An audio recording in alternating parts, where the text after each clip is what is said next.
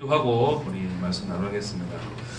주님 감사합니다. 또 한 주간도 동행하시고 인도하시고 또 함께 하셔서 또 이 자리에 함께 모여 또 말씀을 나눌 수 있는 또 은혜로 허락하시니 감사합니다. 함께 하지 못한 지체들도 주의 은혜로 이끌어 주시고 또 한 성령 안에서 또 한 진리의 말씀으로 생명을 얻게 하옵소서. 감사드리며 예수님 이름으로 기도합니다. 아멘. 오늘 말씀은 누가복음 4장 14절부터 30절까지. 본문은 조금 길지만 한 절씩 교독하겠습니다. 누가복음 4장 14절. 누가복음 4장 14절.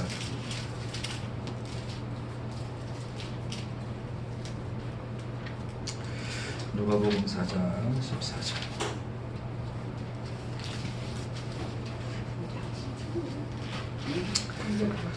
누가복음 4장 14절부터 30절.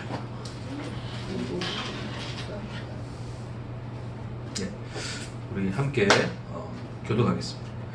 예수께서 성령의 능력으로 갈릴리에 돌아가시니 그 소문이 사방에 퍼졌고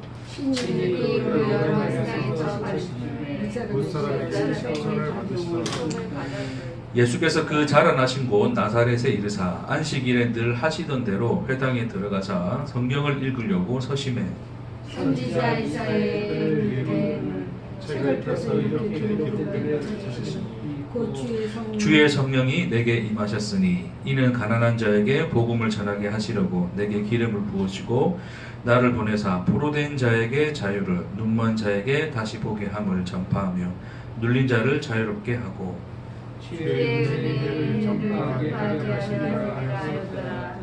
책을 덮어 그 맡은 자에게 주시고 앉으시니 회당에 있는 자들이 다 주목하여 보더라. 예수께서 그에게 말씀하시되 이 글이 오늘 너희 귀에 행하였다. 그들이 다 그의 증언하고 그 입으로 나오는 바 은혜로운 말을 놀랍게 여겨 이르되 이 사람이 요셉의 아들이 아니냐.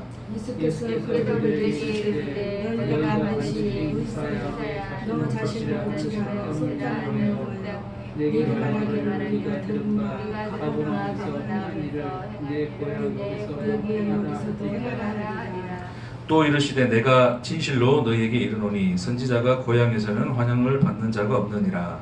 내가 참가로 너희에게 이르노니 엘리야시아 하늘이 3년 2개월간 닫히고 온 땅에 큰 흉년이 들었을 때 이스라엘의 많은 가족과 있었을 때 엘리야가 그 중 한 사람에게도 보내심을 받지 않고 오직 시돈 땅에 있는 사렙다의 한 과부에게 뿐이었으며 또 선지자 이사야의 이스라엘 나라와 하나님의 있었으되 그 중에 한 사람도 깨끗한 것이 없다고 오직 시리아 사람 나만 뿐이었더라. 회당에 있는 자들이 이것을 듣고 다 크게 화가 나서 일어나 동네 밖으로 쫓아내어 그 동네가 가는 산 땅거리까지 끌고 가서 미쳐 떨어뜨리고자 하되 예수께서 그들 가운데로 지나서 가시니라. 네. 오늘은 이제 예수님이 그 이제 고향 지역인 갈릴리에 가셨고 이제 두루 이제 그 지역을 다니면서 말씀을 전하셨어요. 그래서 많은 사람들이 이제 마가복음에도 보면 이제 이 예수의 말씀이 권위 있었더라. 이제 그 말씀으로서 예수가 전하는 하나님의 그 복음의 말씀이 어떻게 그들에게 나타났는가를 표현하고 있어요. 그래서 오늘 누가복음에서도 예수님이 이제 이 두루 갈릴리 지역을 다니면서 말씀을 전하셨는데 많은 사람에게 칭송을 받았더라. 아주 이제 분위기가 좋았죠. 근데 이제 오늘은 이제 갈릴리 지역 중에서도 특히 예수님이 태어나고 자라셨던 그 나사렛에 이제 오셨어요. 나사렛은 말 그대로 진짜 예수님의 찐 고향이죠. 찐 고향. 거기서 아예 나서 자랐으니까. 이렇게 나사렛에서도 이제 회당이 있었어요. 회당이 어떤 곳인지 알죠, 그렇죠? 우리 교회당처럼 생각하면 돼요. 이제 안식일날 모여서 하나님의 말씀 펼쳐두고 나누는. 이제 이게 유대인들의 그 유대 포로기, 바벨론 포로기 시절에 있었던 이제 그런 관습이었는데 그것이 나중에 이후에도 이제 이스라엘 내에서 정착이 되어서 어떤 회당 문화가 있었죠. 그래서 말씀을 펼쳐들고 말씀 구절을 읽고 이제 이 말씀을 강론하는. 소위 이제 저는 이제 목사가 이제 설교하는 것처럼 설교하는 것처럼 이제 또 대표자가 나와서 말씀을 읽고 말씀을 이제 강론하는 그런 어떤 시간들을 가진 거죠.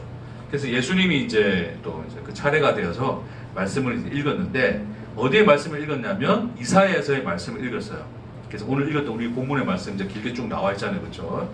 그래서 이제 결국 이제 예수님이 지금 성령을 받고 이제 시험을 받으시고 그 광야에서 돌아오신 상태거든요. 그래서 이제 성령이 내게 임하였으니 이제 이 성령을 주신 것은 내게 기름을 부으사 가난한 자에게 복음을 아름다운 소식을 전하게 하려 하심이다. 그래서 이제 포로된 자에게 자유를 주고 눌린 자를 자유케 하고 은혜의 해 희년을 선포하기 위해서 나를 보내셨다. 그리고서 그 책을 덮고 하시는 말씀이 뭐냐면 딱 한마디로 그렇죠? 이 말씀이 너의 눈에 지금 너의 귀에 오늘날 임했다. 응하였다. 이루어졌다. 그러니까 지금 너희 앞에 서 있는 내가 누구다. 그렇죠? 하나님 보내신 메시아. 너희가 기다리고 있는 메시아다. 지금 그 얘기를 한 거예요. 자, 그 얘기를 했더니 지금 이 고향 사람들의 그 반응이 어땠어요? 물론 예수님이 이제 그 설교 하나만 한 건 아니겠죠. 좀 내용을 말씀 많이 하셨겠지만 이제 오늘 이 본문에서 예수님이 말씀 중에서 핵심을 이뤘던 말씀이 이제 이 이사야서 말씀인데, 자, 이 말씀에 대해서 사람들이 자, 그의 입으로 증언하고 나오는 바 은혜로운 말을 놀랍게 여겼다. 그렇죠. 그 은혜의 말을 은혜롭게 듣긴 들었으나 또 한편으로 놀랬다는 거죠. 그렇죠. 뭐에 놀랬다는 겁니까? 자기가 메시아다 그러니까 놀라는 거예요. 설교를 열심히 하고 말씀 들었는데 너무 은혜스러웠어. 근데 결론은 야, 내가 그 메시아야 이래버리니까 이 사람들이 이제 너무 놀란 거예요. 그렇죠? 그러면서 하는 반응이 뭐였습니까? 이는 누구다? 22절에 보니까 이 사람이 누구의 아들이 아니냐? 요셉의 아들이 아니냐? 이 이야기를 하는 거죠. 자, 이 이야기 속에서 그 풍겨지는 뉘앙스가 뭡니까, 여러분? 요셉의 아들이 아니냐? 이 말을 했잖아요. 이 말이 가지고 있는 의미가 뭔가요? 예를 들어서 이제 우리 이 집사님이 예를 들면 이제 그 동네에서 파주 이제 어디죠 거기? 분수리에서 이제 나하고 자라고 평생 거기 살았는데 이제 목사 안수 받고 와가지고 이제 설교하는 거예요. 열심히 하고 했더니 이제 사람들이 듣고 그 말씀 좋아, 은혜로워 했는데 하면서 저 뒷담화하는 거예요. 야, 그래도 그래봤자 지가 목수야.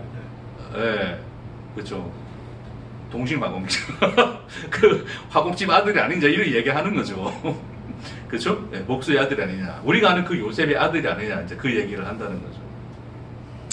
그 말 속에서 이제 우리가 생각할 수 있는 게 뭐냐면 이제 이 나사렛 사람들 이제 소위 유대인 이제 나사렛 사람들 다 유대인이죠, 그렇죠? 그 유대인들 속에 이제 품어져 있는 어떤 일정한 의식들 그런 것도 우리가 볼 수 있는데 이런 거예요. 결론적으로 이제 이 예수라는 이 분이 하는 이 말에 대해서 은혜도 받고 저도 이제 저 말씀이 맞아라고 생각은 했지만 그럼에도 불구하고 그 사람에 대한 이 사람들의 인식이 있었죠, 그렇죠? 그래봤자 저도 우리가 다르다 같은 놈이다. 우리가 잘 알고 지내는 그 요셉의 아들 아니냐. 같이 그냥 놀이터에서 놀고 그렇죠? 장난도 치고 했던 그냥 그 인간 아니냐. 근데 이 유대인들의 마음속에는 메시아에 대한 기대가 있었는데 메시아는 자기들과 같습니까? 다릅니까? 그렇죠. 뭔가 다를 것이다라는 기대를 가지고 있었던 거죠. 그러니까 자기들이 살아가는 일상의 삶과는 다른 그 어떤 무언가를 가진 또 무언가를 위대하게 살아낸 그 분으로서의 메시아를 기대하는 거예요. 그렇죠? 그러니까 적어도 나와는 달라야 되는 우리와는 달라야 되는 혹은 우리의 삶과는 달라야 되는 그런 자로서 메시아를 인식하고 있었는데 예수가 자기들 앞에 서서 하는 말이 내가 메시아다 그러니까 야, 네가 그래봤자 요셉의 아들인데 니나 나나 다 같은 놈인데 뭐가 네가 메시아냐 라는 인식이 그 속에 깔려있다라고 하는 거죠. 자, 그래서 지금 이제 제가 성육신에 대한 얘기를 많이 하면서 지금 결국 예수님도 지금 말씀이 육신이 돼요. 하나님이 인간이 되어 지금 그들 앞에 서 있는 거잖아요. 예수님의 일생, 그러니까 복음서에 기록되어 있는 말씀 전체가 사실은 성육신에 대한 얘기죠. 말씀이 육신이 되어 이 땅에 나타나서 우리가 본 바 되고 들은 바 되고 만짐받은 그분으로서의 하나님을 우리에게 말씀해 주고 있거든요. 지금 오늘도 지금 예수는 그들 앞에 그런 모습으로 서 계신데 사람들의 반응은 그것에 대해서 그 하나님을 받아들이더라 받아들이지 못하더라 받아들이지 못하더라를 이야기하는 거죠. 그래서 제가 지금 이제 계속 그 성육신에 관한 얘기를 하면서 우리의 삶, 일상에 대한 얘기를 좀 많이 하고 있어요. 여러분 일상하면 여러분 속에서 이렇게 떠오르는 생각이 뭐예요? 우리 일상과 좀 어울리는 단어가 뭡니까? 일상하면 머릿속에 제일 처음에 떠올라지는 단어. 일상이라는 단어 자체를 생각 안 해봤다. 그럴 수 있겠다, 그렇죠? 무의미함이라는 단어가 제일 많이 떠오르지 않습니까? 무의미한 일상, 그러니까 지루한 일상, 흘러가는 일상. 자, 여러분 일상에 한번 제가 써볼게요. 일상. 우리 일상이라 생각하는 이 일상이 뭔가? 일상. 한번 써봅시다. 이렇게 하루가 몇 시간입니까? 24시간이죠. 그래서 밤 12시부터 그 다음날 밤 12시까지 이렇게 한번 나눠볼게요. 대략 한 몇 시쯤에 기상하시죠? 6시. 전 7시, 6시. 네, 7시부터 합시다. 자, 7시. 그 다음에 일어나서 뭐 합니까? 씻고, 밥 먹고, 그렇죠. 먹고, 여기서 자고, 먹고, 또 그 다음에 뭐예요? 일하고. 네, 일하고, 출근하고. 그렇죠. 출근하고, 일하고, 또 퇴근해서 집에 오면, 밥 먹고. 네, 뭐 저녁 한 8시, 8시 너무 됐구나. 또 저녁 7시 밥 먹고, 그렇죠? 또 먹고. 그 다음에 또 TV 보고. TV 보고, 예. TV 보고. 그러고 있다가 뭐 또 피곤하니까 자고. 그렇죠? 그러니까 먹고 일하고 자고 또 먹고 일하고 자고 물론 똥도 싸고 이게 일상이잖아요. 그렇죠? 우리 일상. 그러니까 이렇게 반복되어지는 일상이 우리가 살아가고 있는 24시간이거든요. 일요일날 되면 뭐하고 네, 한번 교회 오고 물론 수요 예배도 있고 금요 예배도 있는데 우리는 일주일에 한번 오고 그 다음 또 집에 가고 나면 또 똑같은 패턴이 반복이 되죠. 그렇죠? 네. 그러니까 이게 무슨 의미가 있습니까, 여러분? 평생 이러고 살잖아요. 그렇죠? 무슨 의미가 있습니까? 한 번씩 여행도 가고 뭐 여행도 가는 것도 좀 포함시켜 줘야 되겠네. 어찌됐건 너무 무례하니까 여기 일상을 벗어나서 여행도 가보잖아요. 일상이 너무 무례하니까 반복되니까. 그렇죠? 우리가 일상이라고 하는 것에 대해서 생각하는 말은 이제 보통 이제 기본적인 어떤 이런 인식을 깔고 있는 거죠. 근데 예수도 뭐 했다? 자고, 먹고, 싸고, 일하고, 또 먹고, 놀다가 또 자고. 그게 요셉의 아들이 아니냐라는, 네가 그 요셉의 아들 아니냐라는 이 유대인들의 반응 속에 자기들의 일상에 대한 인식들이 그대로 깔려 있는 거예요. 그렇죠? 그래서 사람들은 이제 어떤 이런 어떤 이 일상의 세계를 넘어져서 또 다른 어떤 그 높은 세계가 있을 것이다 라고 생각하고 그 높은 세계의 어떤 그 탐구를 했던 사람들이 철학자다 이래 보면 돼요. 철학자. 철학이 언제 철학이 언제 발전했냐면 전쟁 중에 뭐 잘 발전하고 그러지 않았어요. 먹고 살기 힘들 때 발전하지 않고 먹고 살기 힘들 때 이거 자체가 뭐 숙제니까 그 위에 그 생각할 수가 없잖아요. 그렇죠? 뭔가 평화로울 때 이런 것이 너무나 이제 문제가 없이 잘 되어질 때 무료해진 일상을 넘어서 그 위대한 어떤 그 이상 그렇죠? 그 어떤 이 세계를 탐구하자라고 했던 것이 철학입니다. 그래서 우리 보통 형이상학, 우리 좀 어려운 말로 하면 형이상학 이런 얘기 하거든요. 일반적인 우리가 가진 어떤 이 형상의 그 너머에 있는 그 어떤 세계, 그것을 이제 탐구하는 것이 철학이었다. 그렇게 생각하시면 돼요. 자, 근데 그렇게 함으로써 인간들은 오히려 여전히 이 일상이라고 하는 것을 무의미함으로, 무가치함, 무의미함으로 인식을 하고 있죠. 사실 그렇죠. 그냥 이렇게 먹고 자고 이렇게 싸고 이렇게 이러다가 그냥 뭐 죽으면 진짜 별 의미가 없죠. 그렇죠? 자, 여기다 한 가지 이야기를 한번 해보겠습니다. 자, 여기 어떤 한 아이가 있어요.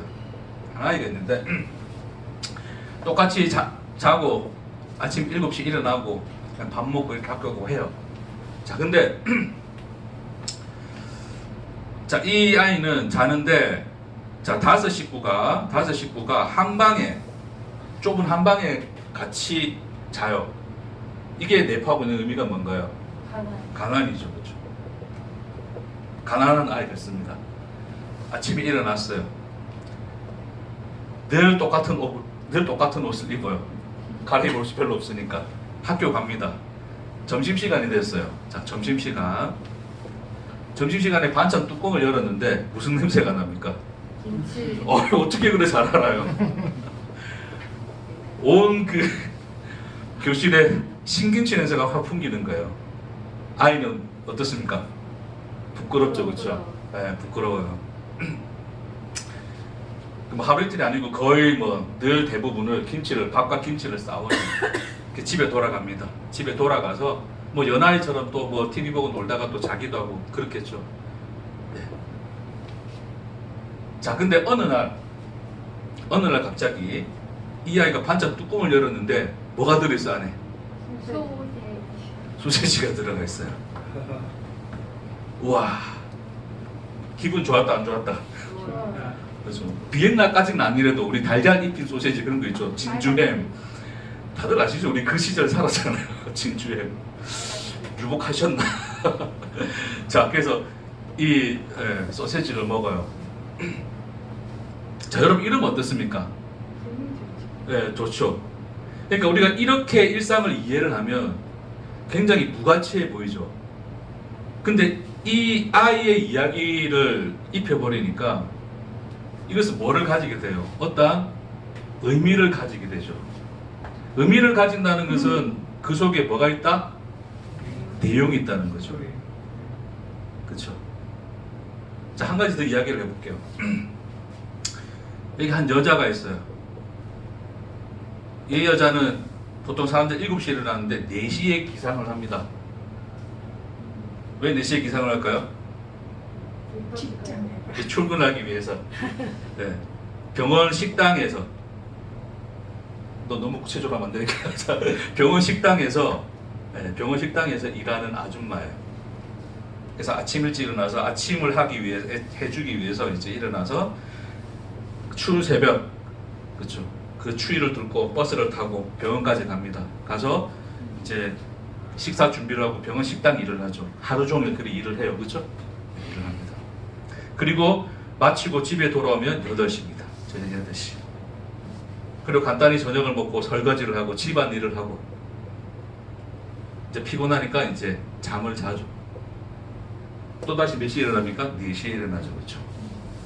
네. 그 다음 날은 그렇죠. 비가 옵니다. 또 그 다음 날은 눈이 오기도 하고요. 자, 우리의 이런 일상에 대한 인식이 그러니까 기본적인, 그러니까 우리가 일상에 대해서 우리는 이런 인식을 가지고서 이걸 무가치하다 여기지만 그 속에 뭐가 입혀져요? 내용이 입혀지면 그것은 단순한 일상이 아니라 뭐를 가지게 되죠? 의미를 가진 일상이 되죠. 내용이 된단 말입니다. 됐습니까? 이 여자는 이 아이의 엄마입니다. 아이가 날마다 김치 싸가는 것이 너무나 미안해서 이 김치를 소세지로 바꿔주기 위해서 비가 오나 눈이 오나 몸살이 났어도 여기 가서 일을 하게 되죠. 그렇죠? 여러분, 그녀의 일상 우리는 뭐라 부를까요? 사랑. 그렇죠. 그러니까 그녀의 일상은 우리가 일상을 이렇게 보면 진짜 그냥 동물적인 일상인데 무가치함과 무의미였지만 이 엄마라는 그 이름의 내용으로 채워지면 그 일상은 뭐가 된다고요? 사랑이 되죠. 사랑이라는 의미를 가지게 되죠.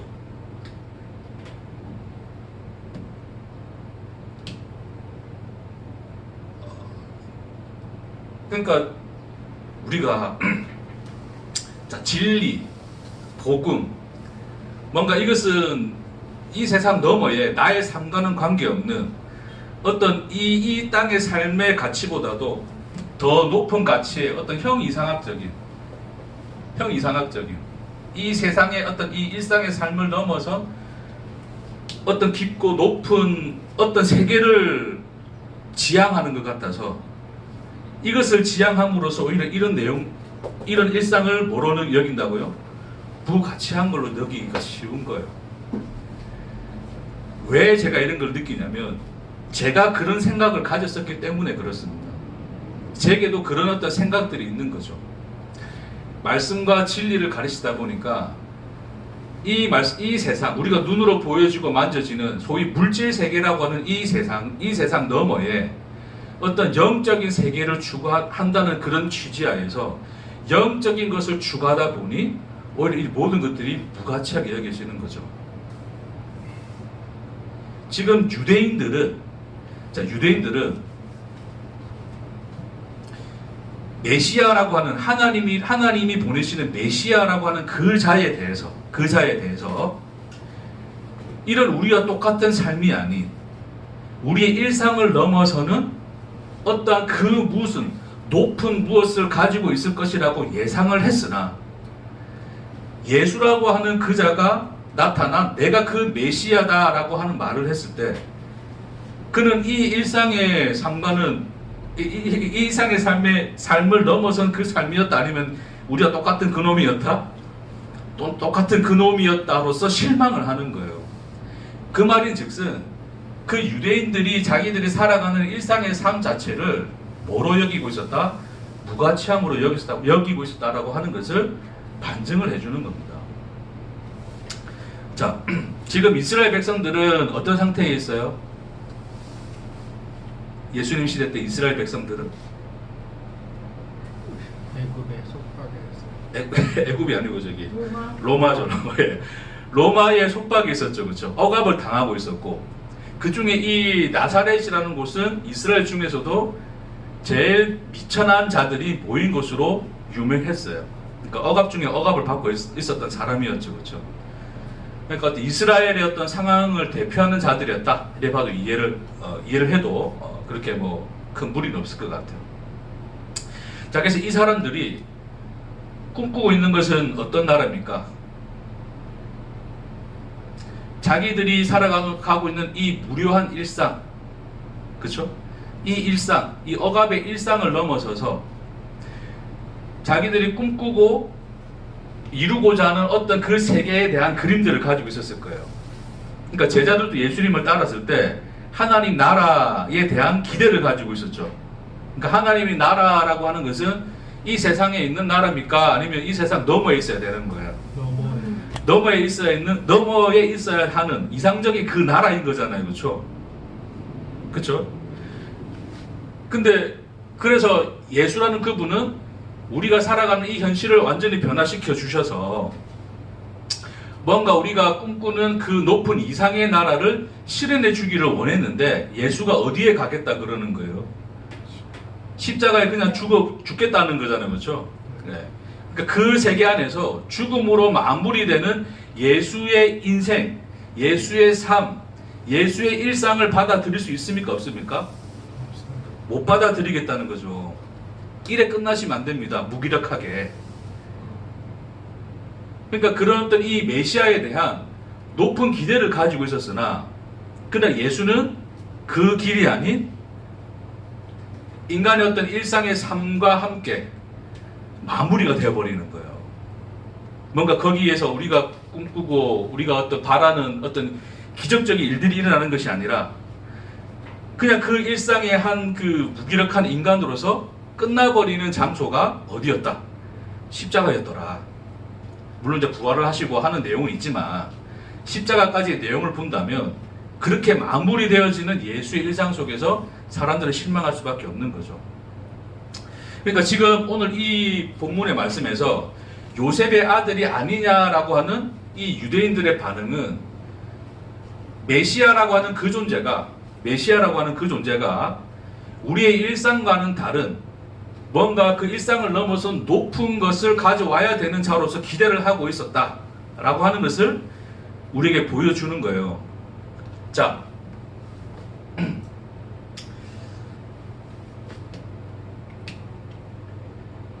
요 이야기를 좀 더 할게요. 좀 더 이야기를 하고 가겠습니다.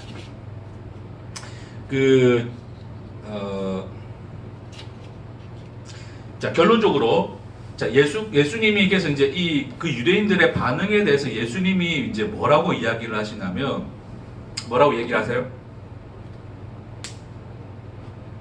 선지자가 고향에서는 환영을 받는다 안 받는다? 못 받는다. 이제 그 얘기를 하시면서 그 이방인에 대한 얘기를 하세요. 이방인에 대한 얘기. 자, 이방인에 대한 얘기를 하는데 자, 옛날에 선지자들도 누구에게 보내심을 받았다. 오늘 그 본문에서 예수님이 말하는 그 두 사람이 나오죠. 그렇죠? 누구에게 보내심을 받았다? 고향? 두 사람. 첫 번째 25절에 엘리야 시대 때 온 이스라엘에 큰 흉년이 들었어요. 그렇죠? 흉년이 들었어요. 근데 누구한테만 보내를 받습니까? 가부. 예, 이스라엘의 어떤 사람에게도 보내심을 받지 않고 누구에게 분할을 받았더라? 예, 사렙다 과부. 그 사람은 유대인입니까? 이방인입니까? 그렇죠. 이방인에게 갔다. 자, 두 번째 엘리사 시대 때도 많은 나병 환자들이 이스라엘 중에도 있었다. 그러나 오직 누구만 나음을 받았더라? 수리였어. 수리아 사람 나아만 장군 나아만만 나음을 받았더라 이야기를 하죠. 자, 이 말은 뭡니까? 그러니까 너희 이스라엘 말고 오히려 선지자들, 이 선지자는 이스라엘인이고 하나님이 보내신 자인데 그 하나님이 보내신 자가 진작 자기 백성은 고치진 않고 누구를 고쳐주셨더라? 이방인을 고쳐주셨더라 이야기를 하는 거예요. 자, 예수님이 그 얘기를 하는, 왜 예수님이 그 얘기를 할까요? 자, 이 이야기를 듣고 이 사람들이 어떻게 반응하게 되냐면 어떻게 반응합니까? 네, 분노를 하게 되죠. 화가 머리 끝까지 치밀어 오르는 거예요. 예수를 심지어 어디까지 몰아가죠? 낭떠러리까지 몰아가서 떨어뜨려 죽이려고 하죠. 근데 예수님이 이제 거기서 유유히 나오십니다. 나오시는데, 그러니까 왜 화가 났을까요, 이 사람들은?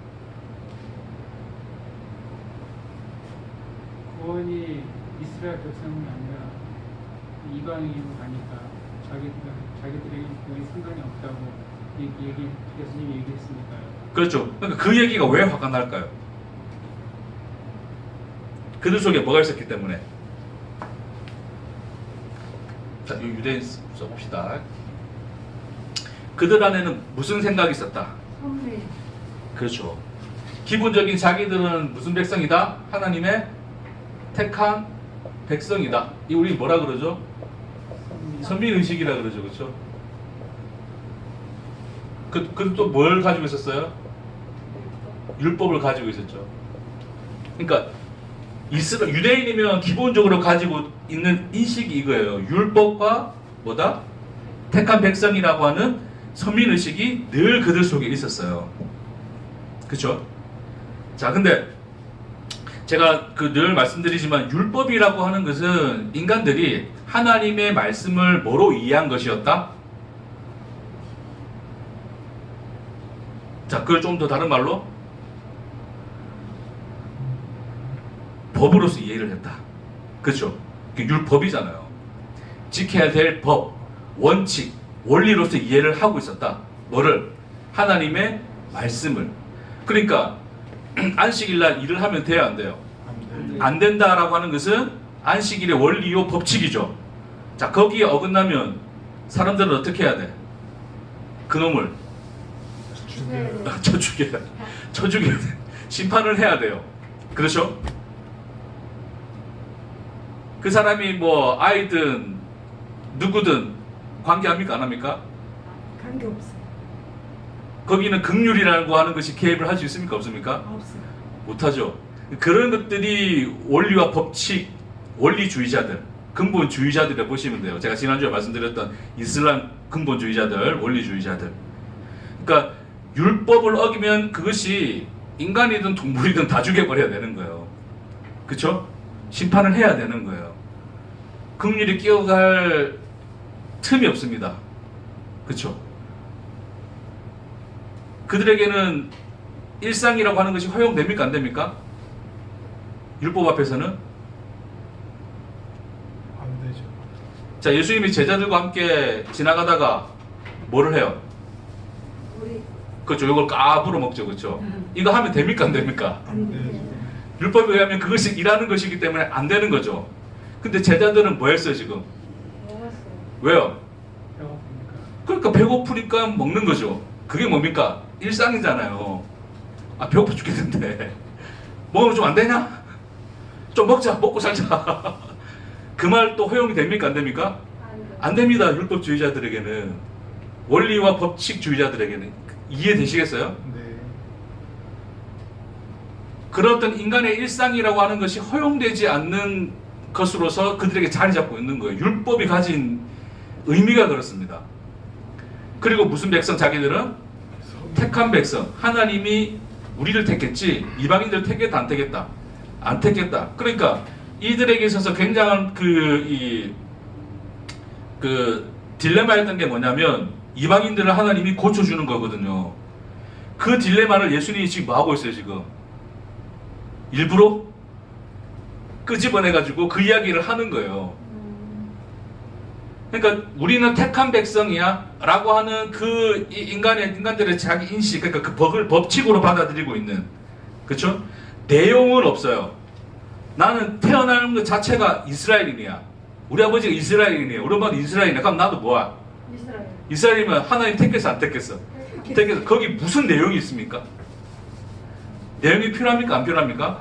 그걸 혈육으로 났다 그러거든요. 요한복음에서 영접하는 자 곧 그 이름을 믿는 자들에게는 하나님의 자녀가 되는 권세를 주셨으니 이는 육정으로나 혈육으로나 사람의 뜻으로 나지 아니하고 이야기하잖아요. 거기 있는 그것들이 다 원리와 법칙들이에요. 그런 것들로 나지 아니하였다 예수님이 그 이야기하거든요. 이해되시겠어요?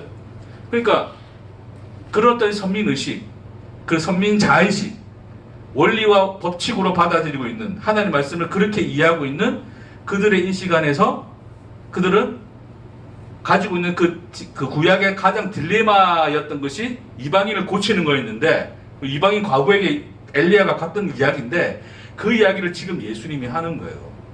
왜요? 그들의 그 의식을 들춰내기 위해서 하시는 얘기겠죠. 이해되시겠습니까? 네. 그들은 그것을 견딥니까? 못 견딥니까? 못 견디죠. 그러니까 메시아라고 하는 것에 대해서 그들이 이해하고 있는 율법, 법칙 안에서 예수, 메시아는 이런 존재여야 되는데 지금 예수는 전혀 그런 존재와 맞습니까? 안 맞습니까? 맞아요. 자기들의 원리와도 맞지가 않아요. 자기가 믿고 있는 진리와도 맞지 않단 말입니다. 그러니까 그 예수를 받아들일 수 있습니까? 없습니까? 없어요. 그러니까 낭떠러지에서 밀어뜨리려고 하는 것이 오늘의 이 사건인 겁니다. 이해되시겠어요? 네. 자, 이것이 그럼 우리 일상과 무슨 상관이 있느냐? 지금 제가 지금 한 바퀴 확 돌아왔는데, 자, 이제 최대한 빨리 결론을 갈게요. 자, 잘 들으세요. 그러니까 우리가 인간 안에 원리와 법칙으로 자리 잡고 있어서 이것을 벗어난 것은 하나님으로부터 온 것으로 인정하지 않았던 이스라엘 백성들과 같이, 자, 우리가 복음이라는 이름과 진리라는 이름으로 많은 것들을 말씀을 연구하고 말씀을 묵상하고 거기서 깨닫고, 어떤 목사님들은 또 원어를 막 풀고, 원어가 왜 중요하냐, 원어가 중요하지 않다는 거 아니면서 오늘 다음에 기회가 되면 원어로 다 풀어서 해드릴게요. 원어를 번역해서 해드릴게요. 그럼 원어를 왜 번역해서 하는 게 필요하냐면, 결론적으로 원어가 필요한 이유는 그 말씀이 우리의 일상과 어떻게 맞닿아 있는가를 확인시키기 위하여 원어가 필요한 거지, 뭔가 우리가 알지 못했던 신비한 것들을 캐내기 위해서 필요한 게 아니에요. 뭔 말인지 이해하시겠습니까? 최근에 여러분 그 우리들의 블루스, 자꾸 제가 저 드라마 너무 자주 보는 것 같은데, 최근에 잘 본 게 그냥 그거였어요. 그거였는데 재밌게 잘 봤습니다. 거기 보면 제주도 말이 나오죠, 그렇죠? 안 보신 분들은 1편이라도 보세요. 1편이라도 보면 그 다 제주도 사투리가 다 나오거든요. 근데 그 자막 없으면 저도 못 알아들을 말이에요, 그게. 그래서 친절하게 밑에 우리나라 드라마인데 밑에 친절하게 뭐가 됐어요? 번역을 해주죠. 그쵸? 그게, 그러니까 원어를 번역해야 되는 이유가 거기 있는 거예요. 그러니까 그 제주도 사람들이 말하는 그 말투가 그들의 일상 용어잖아요. 일상 용어. 이해되시겠습니까? 그러니까 이 성경은 구약은 히브리어로 적혀져 있고 신약은 헬라어로 되어 있죠. 그 말씀은 뭔가 학자들이 사용하는 고급스러운 언어겠습니까? 일상 언어일까요? 네, 시장 통해서 그냥 이렇게 막 굴러먹는 그런 단어들이에요. 이해되시겠습니까? 일상 언어란 말이에요. 그 일상 언어가 우리의 일상과 어떻게 맞닿아 있는가를 확인하기 위해서 원어를 번역할 필요는 있어요. 근데 어떤 그런 원어를 뭔가 원어를 막 또 이상하게 분석해가지고 막 거기 있는 뭐 또 신비한 어떤 또 막 뭐 끼워 맞추기 식이 있는데, 물론 뭐 그렇게 해서라도 설명이 잘 되면 뭐 또 은혜가 되긴 되겠지만, 하여튼 중요한 것은 그런 것들을 내가 뭔 얘기가 되니까 그렇지? 그러니까 그런 것들을 이야기함으로 말미암아서 그러니까 복음, 진리라는 이름으로 믿음이 무엇이고 또 뭐 구원이 무엇이고 이런 것들을 정의 내리기 시작한단 말입니다. 이해되시겠어요? 그러니까 그런 것들을 자, 저도 정의를 많이 내렸어요. 여러분, 제 설교도 보면 믿음은 이런 거야 뭐 이런 얘기 많이 했잖아요. 그렇죠? 그런 것들이 틀렸다라고 말하는 게 아니에요. 그런 것도 다 맞는 이야기예요. 이야기인데 중요한 것은 그것이 우리 안에 원리와 법칙으로 자리 잡아버리면, 원리와 법칙으로 자리 잡아버리면 진리끼리 싸워요. 그러니까 이 말씀은 이게 진리야, 아니야 이게 진리야. 진리라고 말하는데 진리가 여러 개 존재합니다. 그렇죠? 이게 복음이야 이야기를 해요. 근데 어떤 목사님은 저게 복음이야 라고 이야기를 해요. 요즘은 이제 사람들이 이게 코로나 시대를 겪으면서 유튜브를 많이 보잖아요. 그렇죠? 저도 가끔씩 다른 목사님들의 설교를 듣긴 듣지만 듣다 보면 무슨 말인지 알겠고 이해는 되겠어요. 근데 그것이 하나의 고정화된 법칙과 원리가 되어버리면, 자, 진리는 이런 거야, 이 말씀은 이래 봐야 돼 라고 고정화시켜버리면 다른 그 어떤 것도 허용이 됩니까? 안 됩니까? 안 되게 되죠. 그렇죠? 그러니까 저는 심지어 그런 질문도 받았어요. 그러니까 진리라는 어떤 그런 이야기를 하면서, 복음에 대한 이야기를 하면서 뭔가 이전에 소위 이제 기복주의를 추구하던 교회와는 다른 말씀을 전하는 복음의 말씀이지만, 그러나 그 복음 안에서도 또 다르다는 거예요. 이걸 하나로 뭔가 만들 수 없는가라는 어떤 그런 질문을 받은 적도 있어요. 왜 다른가에 대한 이야기도 들은 적이 있죠. 똑같은 본문의 말씀인데 똑같은 복음을 이야기하면서도 예수 중심으로 말씀을 풀면서도 어떤 목사님은 이렇게 풀고 어떤 목사님은 저렇게 풀기도 해요. 저는 그것이 틀렸다라고 말하는 게 아닙니다. 그러나 어떤 하나의 것을 내가 원리와 법칙으로 가져버리는 순간 다른 모든 것은 다 뭐가 돼버리죠? 부정이 돼버리죠. 그렇죠? 그러니까 여러분이 예를 들어서 제가 여러분에게 설교한 말씀이 우리 목사님이 한 말씀이 진리야 라고 말해버리는 순간 저와 다르게 해석한 어떤 복음을 전하는 목사님은 틀린 거예요? 맞는 거예요? 다 틀려버리죠. 그렇죠? 그렇죠? 그럴 일이 없으니까 그러니까 우리 인간에게, 자, 인간이 뭔가 자기에게 깨달음을 준 뭔가를 포착을 하고 나면 이제 거기에 목숨 거는 경향이 있어요. 이것만이 그거야 라고 하는 것을, 이제 진리야 라고 하는 것을 추구하는 그런 모습들이 존재를 해요. 그게 속성입니다. 왜냐하면 이것과 다를 바가 없습니다. 그러니까 율법과 선민의식이라고 하는 이 의식을 가지고 있었으나 지금은 복음과 진리라고 하는 이름으로 뭐 한다고요? 복음과 진리라는 이름으로 오히려 다른 모든 것들을 배척해버리죠. 그게 무서운 거예요. 그게 예수를 낭떠러지로 밀고 가는 거예요. 다시 말해서 내가 깨달은 진리, 내가 깨달은 복음 안에 예수가 존재하지 않으면 그 예수는 예수일 수가 없어요.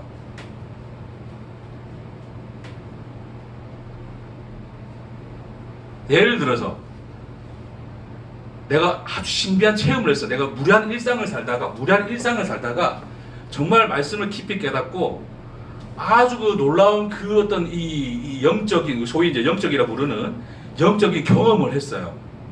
자, 그렇게 경험을 하고 난 사람들은 이 일상을 어떻게 생각합니까? 그거지? 굉장히 하찮게 생각하죠.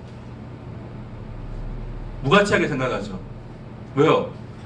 이 일상의 너머에 그 어떤 놀라운 신비한 것이 있기 때문에, 그 영적 세계가 있기 때문에. 그래서 여러분, 영적이라는 말을 잘 쓰셔야 돼요. 그러니까 영적이라는 말을 잘 쓰셔야 돼요.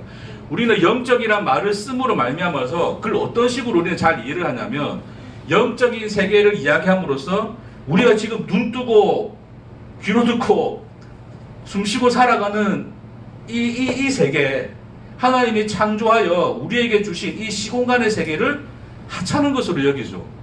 무시해버리기 쉽단 말입니다. 그렇죠?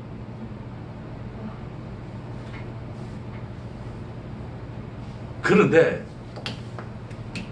그 예수가, 자, 그래서 이런 어떤 할 말은 많은데 마음이 급해서 자, 정리하겠습니다.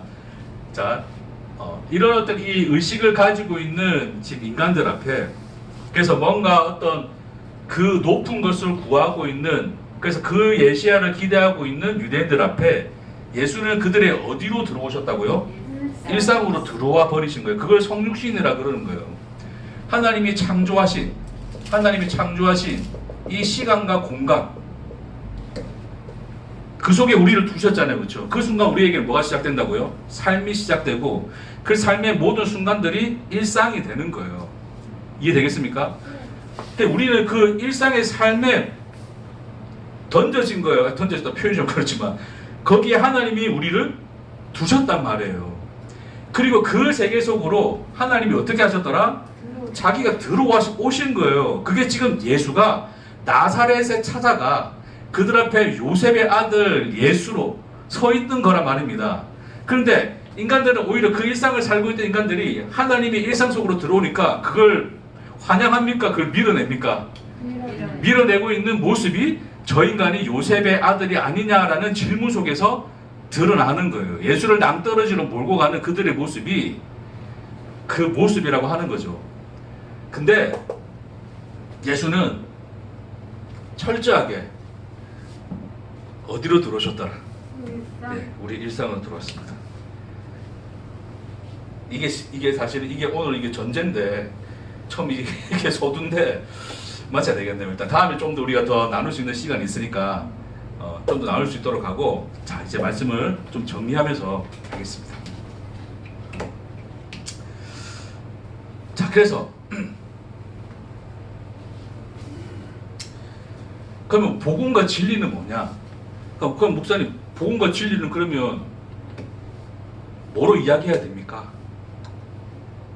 그러니까 어떤 목사님도 이것이 복음이라고 진리라고 그러고, 어떤 목사님은 저게 복음이고 진리라고 그래요. 근데 제가 볼 때는 말씀 보다 보니까 맞는 것 같아요. 저도 그렇습니다. 이분이 틀렸다, 저분이 맞다를 구분하고자 하는 이야기가 아니에요. 그 복음과 진리, 말씀을 풀어서 전해지는 그 말씀들을 뭐로 받아들이지는 말아라. 원리와 법칙으로 받아들이지는 말아라. 이것만이 하나님이 주신 진리고 복음이다라는 인식 속에 두지 말아라.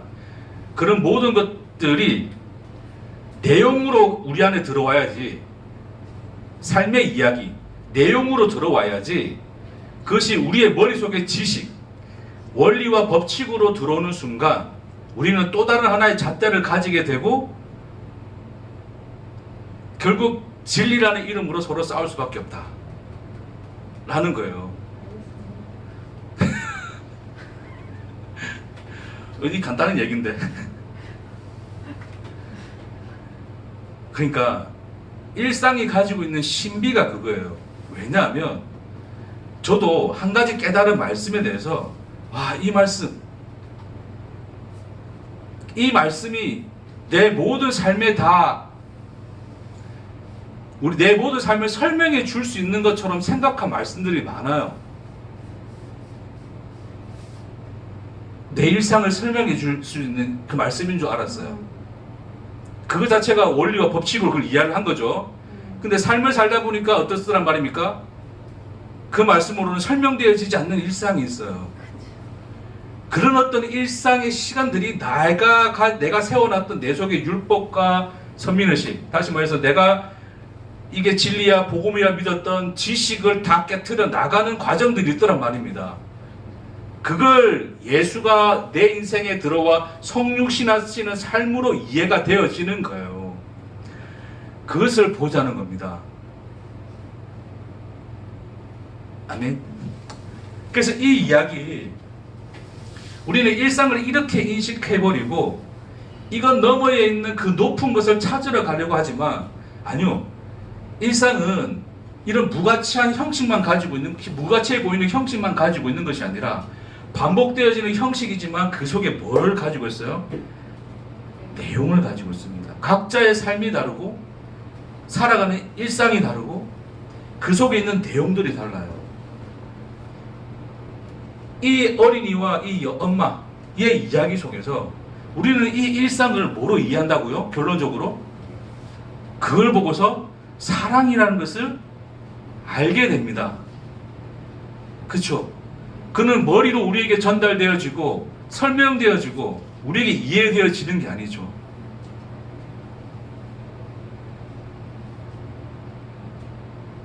그래서 시간을 삶으로 말미암아 가능해지는 거예요.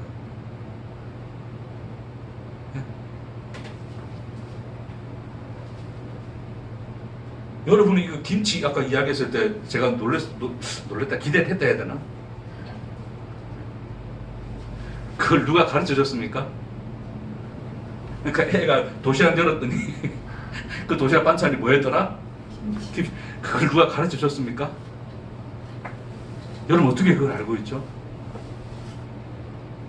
우리 집에 옛날에 가난해서. 그렇게 그 원리죠, 원리. 아니 그거를 이야기책에서 들은 사람하고 그렇게 살아본 사람은 일상생활.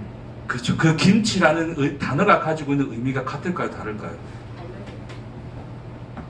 그 진주햄 소세지가 가지고 있는 단어가 같을까요? 다를까요? 자, 소위 그냥 부잣집에서 한 번도 뭐 이런 거 반짝 생각도 안 하고 맨날 갈비찜에 뭐 랍스타까지 너무 심했나? 하여튼 맛있는 걸 사오는 애가 오히려 진주햄 소세지를 싸는 날은 무슨 날일까요? 생일. 그게 가난해지는 날이죠. 아니 갈비찜을 싸우다가 잡담하니까 갈비찜을 늘 싸우다가 갑자기 그 밀가루가 많이 들어간 그 진주햄 소세지를 해주는 엄마가 오히려 그거는 그들에게서는 가난의 상식, 가난해져 버린 거겠죠, 그렇죠? 근데 이 김치를 싸우다가 그 진주햄 소세지를 싸내는 그게 뭘까요? 제가 예전에 저는 아주 기억이 생생해요. 생생한데 그 초등학교 3학년인지 2학년인지를 기억이 안 나는데 그 장면은 생생한 게 하나 있어요. 그 도시락 싸들고 가는데 어떤 애가 막 좋다고 이렇게 도시락 가방 이렇게 본 도시락 가방 돌리면서 하는 거예요. 새 거 사줬나 봐 엄마가. 너무 좋아가지고 돌려가다가 놓쳐가지고 와장창 다 깨지고 안에 있는 반찬 막 다 터지고 이래 버렸어. 걔가 애가 우는 거예요. 우리 엄마가 이거 사준 건데 엄마가 반찬 해준 건데 우는 거예요 애가. 그 도시락 통이라고 하는 것은 사실은 무의미하죠. 그냥 그 도시락 통이 뭔데요? 이마트 가면 널려 있는 게 그거잖아요. 근데 그 아이에게 그 도시락 통은 뭡니까? 엄마죠. 엄마가 살아온 시간이죠. 그러니까 그게 말씀이에요, 여러분. 말씀은 물론 분석도 해야 되고 문법도 공부해야 되고 뭐 문맥도 다 볼 필요가 있긴 있어요. 근데 한편으로 보면 시 같아요, 시. 마치 시 같아요, 시. 여러분 하나님이 우리를 다 시인으로 지었다는 거 아세요, 혹시? 그 시인 하려면 시를 써가지고 문단도 해야 되고 뭔가 좀 삐까뻔쩍한 시집이 있어야 되는데 뭐가 시인입니까? 그러잖아요. 여러분 울적한 날에 비 내리면 마음이 어떻습니까? 씁쓸해지죠. 그 쓸쓸함에 짙어지죠. 옛날 옛적 그 사람이 생각나기도 하고 먼저 가버리신 어머니 아버지가 생각나기도 하고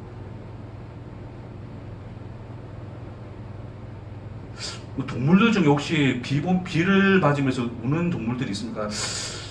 모르겠어요. 있는지 없는지 확인을 못 해봤는데 인간들은 그러기도 하죠. 그게 시인입니다. 시인은 딴 게 아니에요. 맑은 하늘을 보면서 기분 좋아지는 거 시예요. 그렇죠? 더운 여름날에 산골짜기를 타고 불어오는 그 시원한 바람에 마음이 상쾌해지는 거. 그 속에서 내 근심 걱정도 뭔가 사라지는 느낌을 가지는 거. 그게 뭐예요? 시예요, 시. 우리는 그걸 글로 쓸 재주가 좀 없어서 그런 것 뿐이지 그걸 느낀다면 다 시인이에요. 말씀이 그렇게 다가오는 거예요. 예수는 그들 앞에 시로 써 있어요. 시로 서 있어요. 시. 하나님이 보내신 시예요, 시. 근데 인간의 마음속에는 그 시를 받아들일 여유가 없습니다. 왜요? 원리와 법칙으로 가득 차 있거든요. 이사야서를 펼쳐들고 주 여호와의 신이 내게 임하였으니 이는 내게 기름을 부으사 가난한 자에게 아름다운 소식을 전하게 하려 하심이라. 얼마나 놀라운 시입니까, 여러분? 뭐 가난한 자는 어떻다 뭐 분석이 필요합니까? 뭐 김치 분석해 드릴까요? 진주햄 소세지 분석해 드릴까요? 그렇지 않습니다. 우리는 그 시간들을 살아가면서 말씀을 깨닫게 되는 거예요. 그 의미를 알게 되어지는 겁니다. 그럼 시간이 좀 갔지만 시 한 편만 읽고 이제 마무리할게요.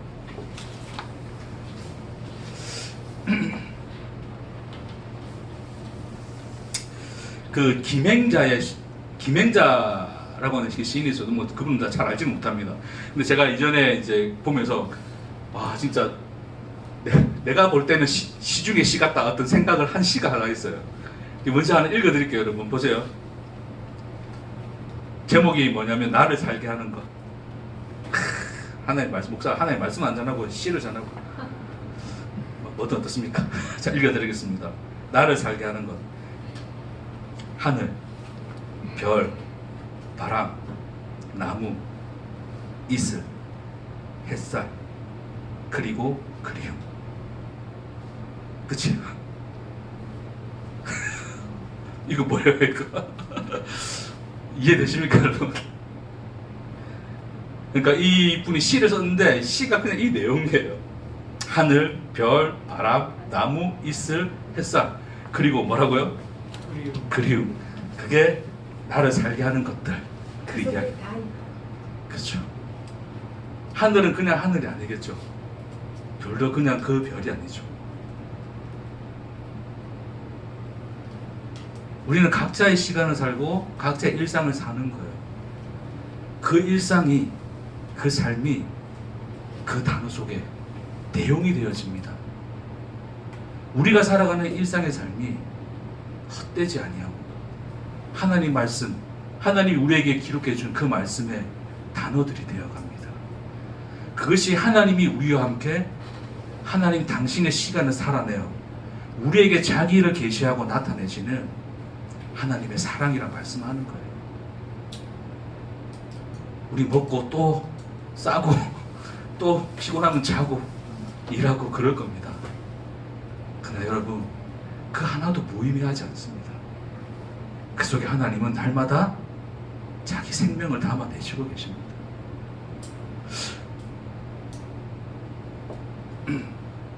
저는 이제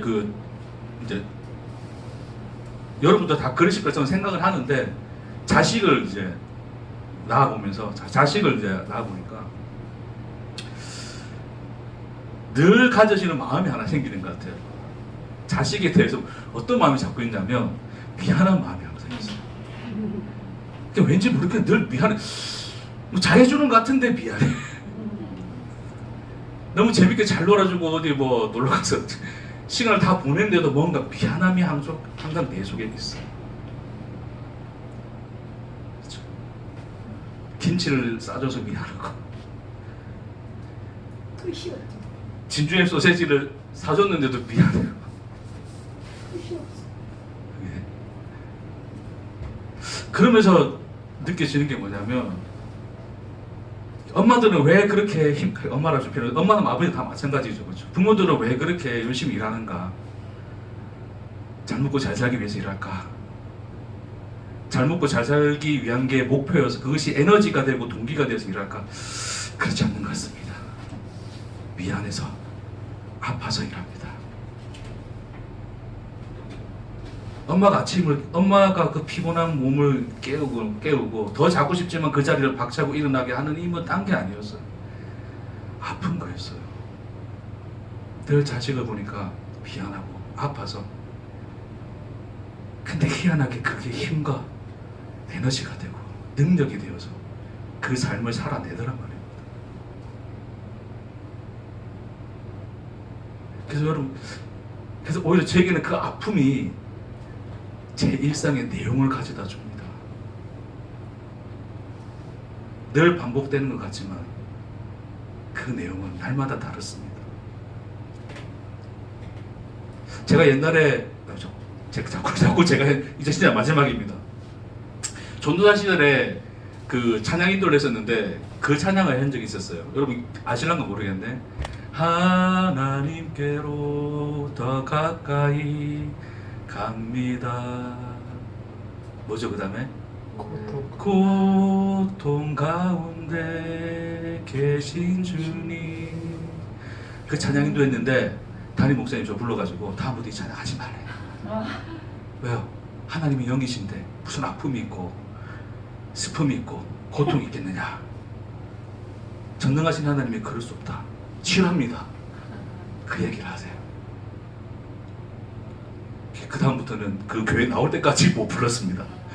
혼자 조용히 기도할 때 불렀죠. 변함없는 주님의 크신 사랑, 영원히 주님만을 섬기리. 그렇죠? 고통이 사랑이라고 고백되어지죠. 그러니까 하나님이 우리와 같이 되셨다. 이 말씀이 얼마나 구체적이고 실존적이고 여러분의 한순간 한순간에 배어있는 하나님의 사랑이신가를 여러분의 일상 속에서 먹고 싸고 일하고 놀고 자고 비록 반복되어지지만 생명으로 채워져 가는 여러분 인생 안에서 확인하시는 저와 여러분 되기를 축복합니다. 기도하겠습니다. 주님,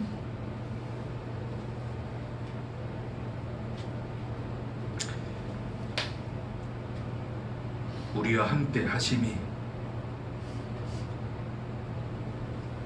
단순한 지식과 원리가 아니라 나를 오늘 살게 하고 숨쉬게 하시는 하나님의 사랑이요 생명임을 알게 하시니 감사합니다. 우리의 일상이 말씀이 되고 풍성한 은혜와 영광과 깊고 넓은 하나님 사랑이 되는 그런 인생으로 불러주시고